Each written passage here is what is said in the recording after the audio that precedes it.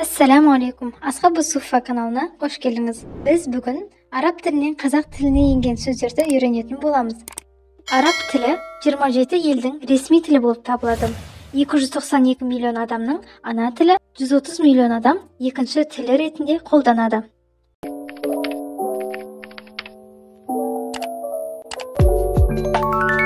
Сәлем, қалың қалай? Бұл жердегі сәлем және хәл сөздері Арап тілінен енген.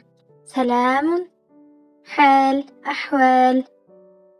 Жаздың күні тамақпен қосып жейтін қызанақ пен қияр салаты бар ғой. Сондағы қияр сөзі араб тілінен енген. Айтпақшы, тамақ сөзі де. Қазақстанда бала 7 жасқа толғанда мектепке барып, білім алуға міндетті. Білім ғылымға қатысты көптеген терминдер араб тілінен енген. Мектеп, мұғалім. Мұғалім сөзінің синонимі ұстаз, кітап, қалам, дәптер.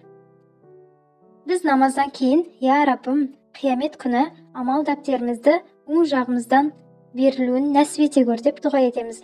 Сондағы қиямет, амал, дәптер сөздерде араб тілінен енген. Қияма, қиямет, амал, амал, дәптер, дәфтар.